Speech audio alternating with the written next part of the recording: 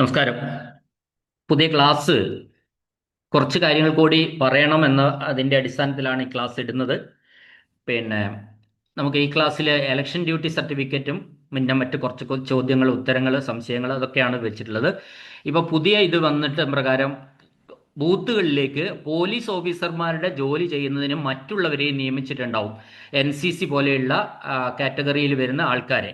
അപ്പോൾ അത്തരം ആൾക്കാർക്ക് വ്യാപകമായിട്ട് EDC കൊടുത്തിട്ടുണ്ട് എന്നാ പറയുന്നത്. അങ്ങനെ EDC ആയിട്ട് വന്നാൽ വോട്ട് ചെയ്യുന്ന രീതി കൂടി ഒന്ന് പറയാം എന്ന് വിചാരിക്കുന്നു. അപ്പോൾ നമുക്കറിയാം EDC എന്ന് പറയുന്നത് അത് കൊടുക്കുന്നത് റിട്ടേണിംഗ് ഓഫീസറാണ്. EDC അഥവാ ഇലക്ഷൻ ഡ്യൂട്ടി സർട്ടിഫിക്കറ്റ് വെച്ചിട്ട് ഒരാൾക്ക് വോട്ട് ചെയ്യണമെങ്കിൽ അതേ ബൂത്തിൽ അതേ മണ്ഡലത്തിൽ തന്നെയുള്ള വോട്ടർ ആയിരിക്കണം. അപ്പം നമ്മൾ ഈ ഈ EDCയുടെ ഫോർമാറ്റ് എന്ന് പറയുന്നത് 12B ആണ്. ആ 12B എന്താണെന്ന് ഞാൻ ആദ്യം പറയാം. അപ്പോൾ EDC ഇലക്ട്രൺ ഡ്യൂട്ടി സർട്ടിഫിക്കറ്റ് ആയിട്ട് വന്നു കഴിഞ്ഞാൽ നമ്മുടെ ബൂത്തിലെ ജോലി ചെയ്യുന്ന ആളാണെങ്കിൽ നമ്മുടെ ബൂത്തിൽ തന്നെ അയാൾക്ക് ഇലക്ട്രോണിക് വോട്ട് EVM-ൽ വോട്ട് ചെയ്യാം. ഈ ഫോർമാറ്റ് പറയാണ്. അത് മണ്ഡലത്തിന്റെ പേരും നമ്പറും ഉണ്ടാവും. ഏത് നിയമസഭാ മണ്ഡലം ആ ഇങ്ങോട്ട് പോസ്റ്റ് ചെയ്തിരിക്കുന്ന ഉദ്യോഗസ്ഥന്റെ പേരുണ്ടാവും. അദ്ദേഹത്തിന്റെ പാർട്ടി നമ്പറും ക്രമ നമ്പറും ഉണ്ടാവും, സീരിയൽ നമ്പറും ഉണ്ടാവും. എവിടുത്തെ അദ്ദേഹം ഈ മണ്ഡലത്തിലെ ഏത് ബൂത്തിലെ വോട്ടറാണോ ആ വോട്ടറിലെ അവിടുത്തെ ആ ബൂത്തിലെ വോട്ടർ പട്ടികയുടെ പാർട്ടി നമ്പറും ആ പട്ടികയിലെ ക്രമ നമ്പറും ഉണ്ടായിരിക്കും.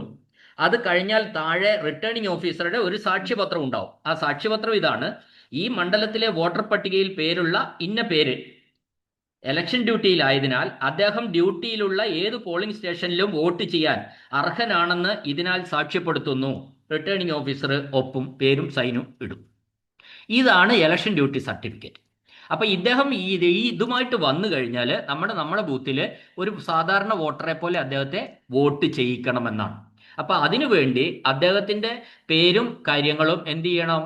വോട്ടർ പട്ടികയിൽ മാർക്ക്ഡ് കോപ്പി ഓഫ് ദ ഇലക്ട്രോളിലെ അവസാനത്തെ നമ്പറിന്റെ തൊട്ട് താഴെയായിട്ട് എഴുതി ചേർക്കണം. ചുവപ്പ് മഷിയിലല്ല, സാധാരണ മഷിയിൽ തന്നെ എഴുതി ചേർക്കണം. അപ്പോൾ അദ്ദേഹത്തിന്റെ അവിടുത്തെ സീരിയൽ നമ്പർ നിങ്ങൾക്ക് വേണമെങ്കിൽ ഇവിടുത്തെ ക്രമ നമ്പർ എഴുതാം. അടുത്ത ഇത് നമുക്ക് ബ്രാക്കറ്റിൽ എഴുതാവുന്നതാണ്. അത് ഈ അവിടുത്തെ പാർട്ട് നമ്പറും ക്രമ നമ്പറും, ഈ പാർട്ടി നമ്പറും ക്രമ നമ്പറും മണ്ഡലത്തിന്റെ നമ്പറും ഒക്കെ ഈ ഇലക്ഷൻ ഡ്യൂട്ടി സർട്ടിഫിക്കറ്റ് തന്നുവിട്ട റിട്ടേണിംഗ് ഓഫീസർ തന്നിരിക്കുന്ന EDC-യിൽ ഉണ്ടാവും.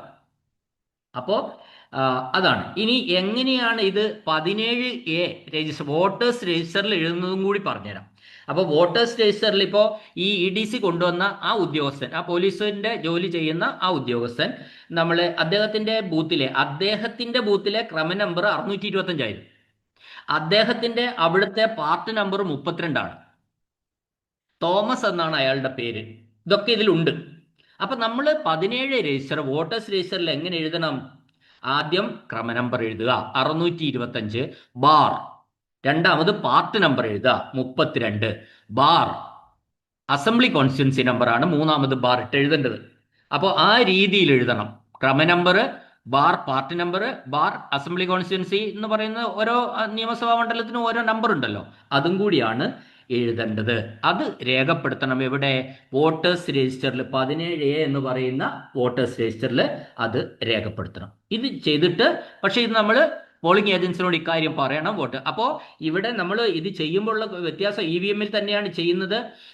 പിന്നെ ഇദ്ദേഹത്തിന്റെ പേരും കാര്യങ്ങളും ഒക്കെ വോട്ടർ പട്ടികയുടെ അവസാനത്തെ നമ്പറും കഴിഞ്ഞിട്ടുള്ള നമ്പറിൽ ചേർക്കണം. അത് മാത്രമല്ല, ടോട്ടൽ അസൈൻഡ് വോട്ടേഴ്സ് മാറും.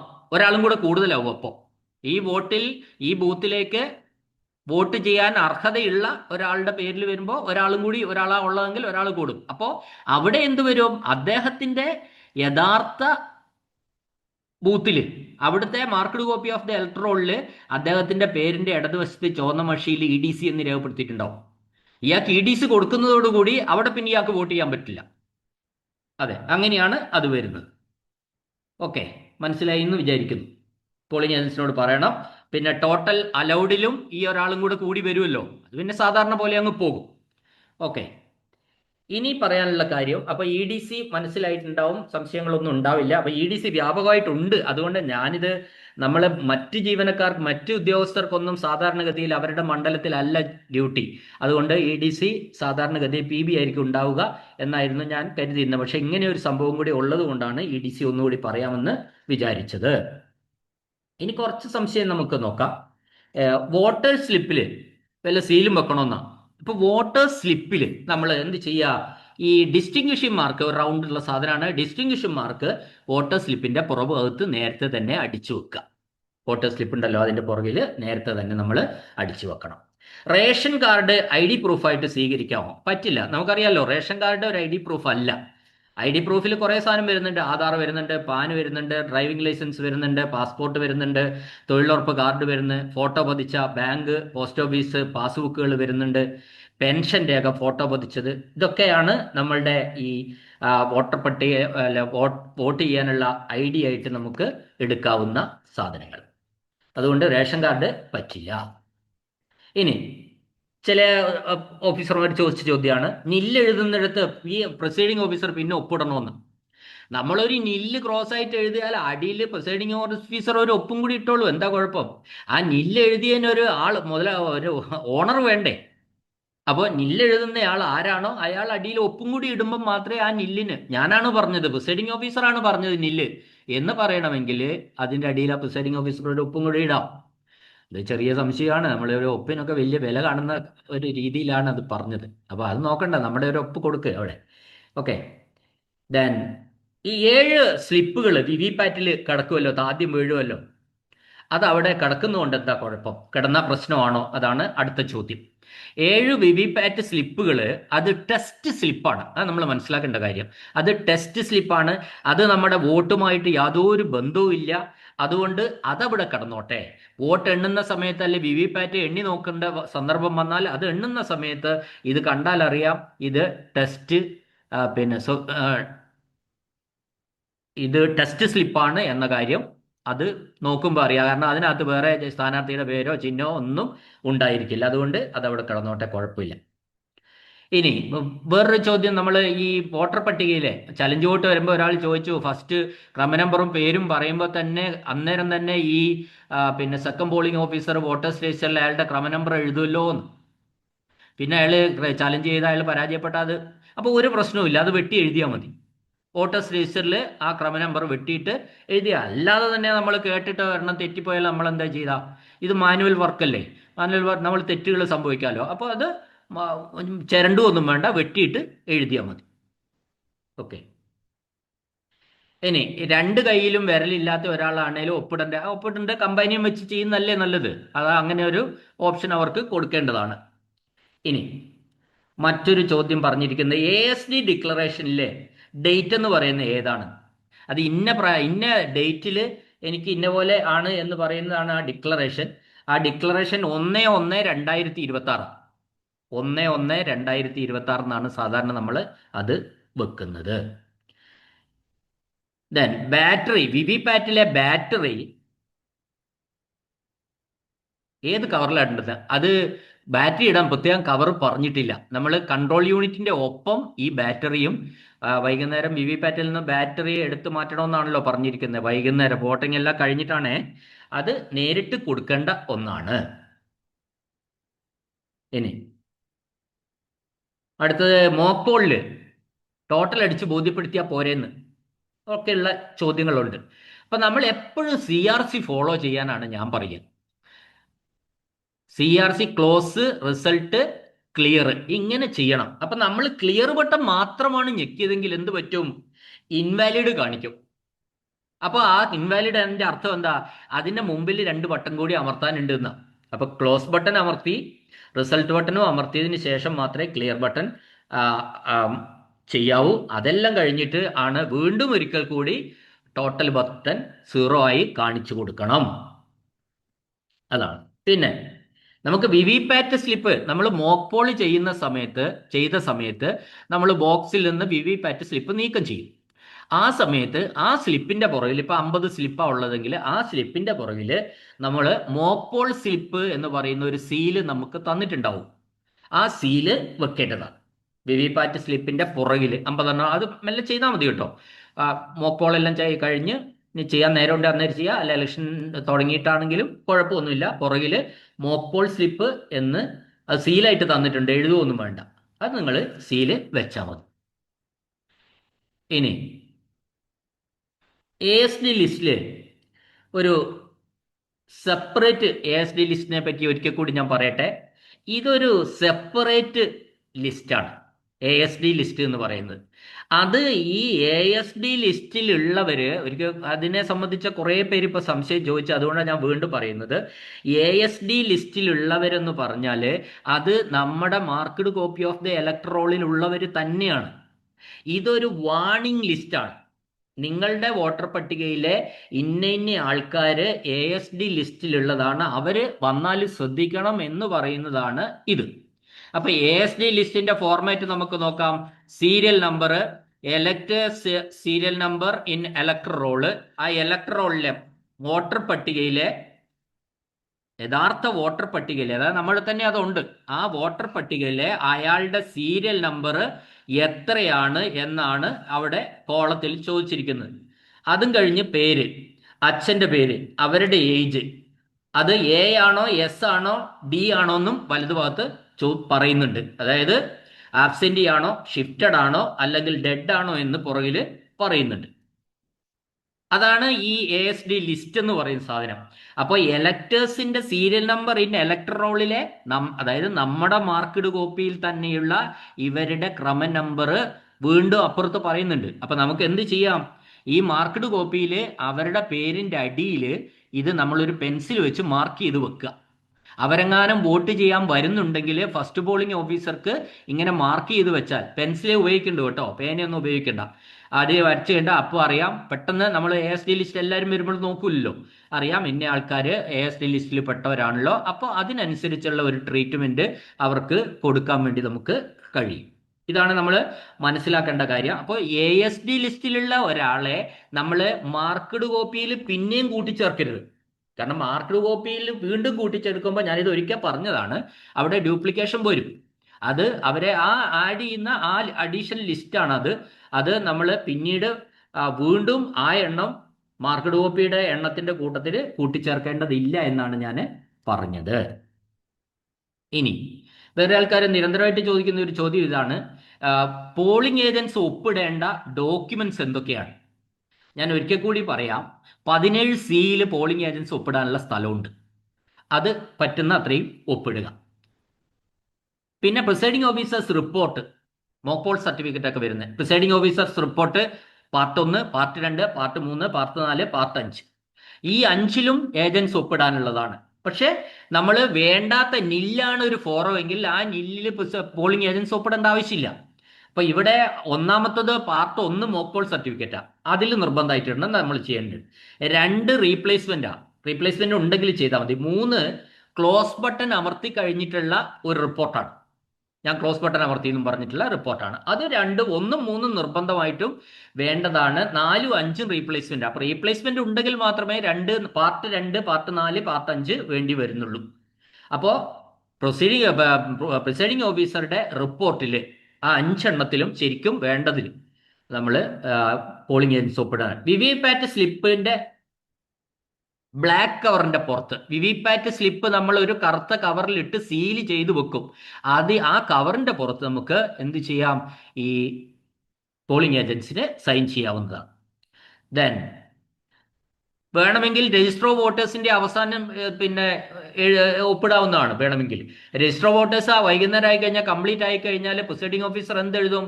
The last serial number in the register of voter is dash എന്ന് എഴുതും. അപ്പോ അത് അങ്ങനെയാണ് അതിന്റെ ഒരു രീതി. അപ്പൊ വേണമെങ്കിൽ അതിലും നമ്മൾ ഒപ്പിടിക്കാവുന്നതാണ്. പിന്നെ ഫോം 10 അതായത് പോളിംഗ് ഏജന്റിന്റെ നിയമനത്തിൽ പോളിംഗ് ഏജന്റിന് വന്നു കഴിഞ്ഞാൽ എല്ലാവരെയും കൊണ്ടോ ഓരോരുത്തരുടെ പോളിംഗ് ഏജന്റിന്റെ നിയമന പേപ്പറിലും അവരവർക്ക് ഒപ്പിടാവുന്നതാണ്. പിന്നെ നമ്മൾ പറയാനുള്ളത് ഡിക്ലറേഷനിൽ എല്ലാത്തിലും 1, 2, 3, 4 ഡിക്ലറേഷനാണ് നമുക്കുള്ളത്. Before commencement, at the time of subsequent voting machine used, പിന്നെ 3 അറ്റ് ദ എൻഡ്, പിന്നെ ആഫ്റ്റർ സീലിംഗ്. ഇത്രയും ഡിക്ലറേഷൻസ് ഉണ്ട്. അത് രണ്ടാമത്തെ മാത്രമേ ചിലപ്പം വേണ്ടി വരില്ല. 1, 3, 4 നിർബന്ധം. ഈ എല്ലാത്തിലും പിന്നെ അത് ഫോം ഫില്ല് ചെയ്യുന്നുണ്ടെങ്കിൽ എല്ലാത്തിലും ഈ എന്ത് വേണം, ഈ പിന്നെ പോളിംഗ് ഏജൻസിന്റെ സൈന് വേണം. മറ്റൊന്ന് പേപ്പർ സീലില് പോളിംഗ് ഏജൻസിന്റെ സൈൻ വേണം. സ്പെഷ്യൽ ടാഗില് പോളിംഗ് ഏജൻസിന്റെ സൈന് വേണം. ഇത്രയുമാണ് ഈ പോളിംഗ് ഏജൻസിന്റെ സൈൻ വേണ്ട ഡോക്യുമെന്റ്സ് ആയിട്ട് പറയാൻ പറ്റുന്നത്. ഇനി നമുക്ക് ഒന്ന് രണ്ട് ചോദ്യങ്ങൾ ചോദിച്ച ചോദ്യത്തിന്റെ ഇത് പറയാം. എന്താണ് ഈ വോട്ടർ ടേൺ ഔട്ട് റിപ്പോർട്ട് എന്ന് പറഞ്ഞാൽ എന്താണ്? അപ്പോൾ അത് എന്താന്ന് വെച്ചാൽ ശരിക്കും നമുക്കത് കൊടുക്കാൻ വേണ്ടി നമ്മളുടെ റെസീറ്റിലൊന്നും ഇല്ല. അത് സാധാരണഗതിയിൽ ഈ ആപ്പിൽ നമ്മൾ അപ്ലോഡ് ചെയ്യുന്നുണ്ട്, പിന്നെ അതിന്റെ ആവശ്യമില്ല. ഇത് ശരിക്കും കണക്കുകൾ, voter turn out report, polling സ്റ്റേഷനിൽ നിയമസഭാ മണ്ഡലത്തിന്റെ പേര്, പോളിംഗ് സ്റ്റേഷന്റെ നമ്പർ, പിന്നെ എന്നാണ് വോട്ടിംഗ് നില, സമയക്രമം അനുസരിച്ച് ഓരോ 2 മണിക്കൂർ കൂടുമ്പോഴും പുരുഷന്മാരുടെയും സ്ത്രീകളുടെയും ട്രാൻസ്ജെൻഡറിന്റെയും ഒക്കെ എണ്ണം എഴുതുന്നതാണ് ഈ ശരിക്കും പിന്നെ എണ്ണം എഴുതി അയക്കുന്നതാണ് ഈ പറയുന്ന ശതമാനം. എണ്ണവും പറയണം, ശതമാനവും പറയണം. അത് 2 മണിക്കൂർ വീതം കൂടുമ്പോഴാണ് നമുക്ക് ചെയ്യേണ്ടതായിട്ട് ഉള്ളത്. അവസാനിക്കുന്നത് വരെ ഇത് ചെയ്തുകൊണ്ടിരിക്കണം. അപ്പൊ ഗ്രാൻഡ് ടോട്ടൽ ഉണ്ട്, പിന്നെ അവസാനം അതിന്റെ ഒരു സംഗ്രഹമുണ്ട്. ആകെ വോട്ടർമാർ ഇത്ര, പുരുഷൻ ഇത്ര, സ്ത്രീ ഇത്ര, ആകെ വോട്ട് ചെയ്തവർ ഇത്ര, സ്ത്രീ ഇത്ര, പുരുഷൻ ഇത്ര എന്ന് പറയും. അതിന്റെ ശതമാനം കാണണം. ടെൻഡർ വോട്ട് ചെയ്തതിന്റെ ശതമാനം ASD ലിസ്റ്റിൽ നിന്ന് ചെയ്തിട്ടുണ്ട്, അത് കാണും. ഇതൊക്കെയാണ് ഇത് ഈ പോൾ മാനേജർ ആപ്പ് ഉണ്ടല്ലോ, അത് സ്മാർട്ട് ഫോൺ വഴി കണക്കുകൾ അപ്ഡേറ്റ് ചെയ്യുന്നുണ്ടെങ്കിൽ ആപ്പിലെ വിവരങ്ങൾ, ഡയറിയിലെ വിവരങ്ങളും നമ്മൾ ഒന്നാണെന്ന് ഉറപ്പുവരുത്തിയാൽ മതി. പിന്നെ അടിയിൽ പ്രൊസീഡിങ്ങും. പക്ഷെ നമ്മളെ സംബന്ധിച്ച് ഈ വോട്ടർ ടേൺ ഔട്ട് റിപ്പോർട്ട് കൊടുക്കാൻ വേണ്ടി ഈ റെസീറ്റിലൊന്നും പറഞ്ഞിട്ടില്ല എന്ന കാര്യമാണ് പറഞ്ഞു. ഇനി മറ്റൊരു ചോദ്യം ഇതായിരുന്നു, 16 പോയിന്റ് റിപ്പോർട്ട് എന്ന് പറയുന്നത് എന്താണെന്ന്. അപ്പൊ തെരഞ്ഞെടുപ്പുമായിട്ട് ബന്ധപ്പെട്ട് ശരിക്കും ഈ സെക്ടർ ഓഫീസർമാര് അല്ലെങ്കിൽ ഒബ്സർവർമാരൊക്കെ വോട്ടെടുപ്പിന് ശേഷം സമർപ്പിക്കേണ്ട ഒന്നാണ് ഈ 16 പോയിന്റ് റിപ്പോർട്ട് എന്നൊക്കെ പറയുന്നത്. അപ്പോൾ ഈ റിപ്പോർട്ടിലെ 16 പോയിന്റുകൾ ഞാൻ പറയാം. പിന്നെ 1, മോക്ക് പോൾ നടത്തിയോ, കൃത്യമായിട്ട് സർട്ടിഫിക്കറ്റ് തയ്യാറാക്കിയോ, ഇത്രയുമാണ് ഒന്നാമത്തെ പോയിന്റ്. രണ്ടാമത്തെ ഡാറ്റ ക്ലിയറിങ്, മോക്ക് പോളിന് ശേഷം കൺട്രോൾ യൂണിറ്റിലെ ഡാറ്റ ക്ലിയർ ചെയ്തോ എന്ന് ഉറപ്പുവരുത്തുന്നതാണ് രണ്ടാമത്തെ പോയിന്റ്.